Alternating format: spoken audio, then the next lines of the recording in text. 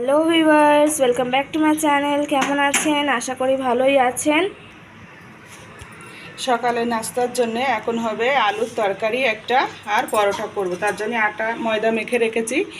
1 minute মতন গরম জল ফুটিয়ে ময়দা মেখেছি, পরোটা করব, সেটা আপনাদের দেখানো হবে।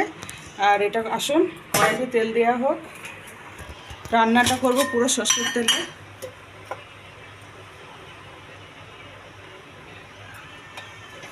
পরিমাণ মতন তেল। আলু মোটামুটি 250-300 কেটে নিয়েছি।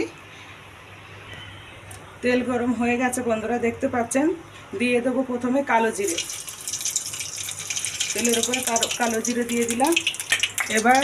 এবার দিয়ে দেবো আলুগুলো। দেখতে পাচ্ছেন আলুগুলো ছোট ছোট পিস পিস করে কেটেছি। এবার দেবো কাঁচা লঙ্কা।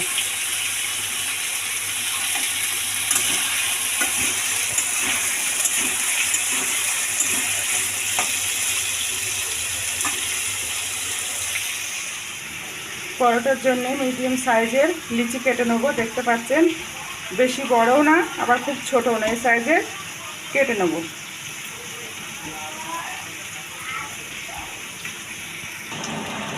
দেখুন সব কাটা হয়ে গেছে।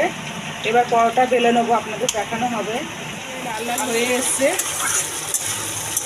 বাকি মশলাটা দেবো, দেখিয়ে দেবো।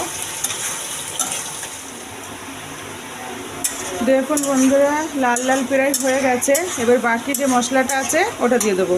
মশলা বলতে লবণ আর হলুদ দিয়ে দিলাম। সিদ্ধ হয়ে গেছে। একটু চিনি দিয়ে দেবো, আপনারা চাইলে নাও দিতে পারেন। অল্প অল্প একটু চিনি দিয়ে দেবো, হাফ চামচ মতো।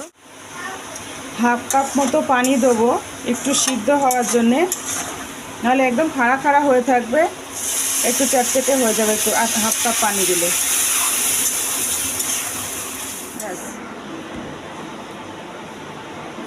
দেখুন বন্ধুরা, একে একে সব এইভাবে বেলে নেবো।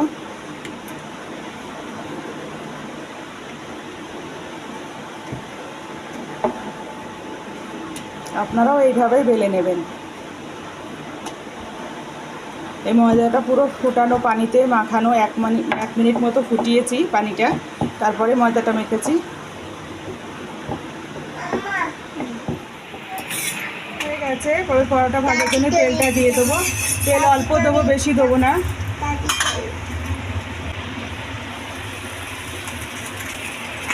দেখুন কীভাবে পরোটাগুলো ভেজে নেবো।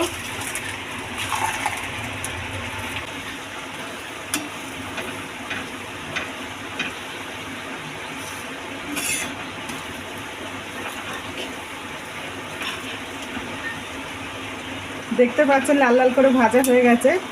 এইভাবে আপনারাও ভেজে নেবেন। একে একে সবগুলো ভেজে নেবো এইভাবে। বন্ধুরা, আলু তরকারিটা হয়ে গেছে, এবার নামিয়ে নেব। পুরোভাবে হয়ে গেছে, পুরো আলু গলে গেছে একদম।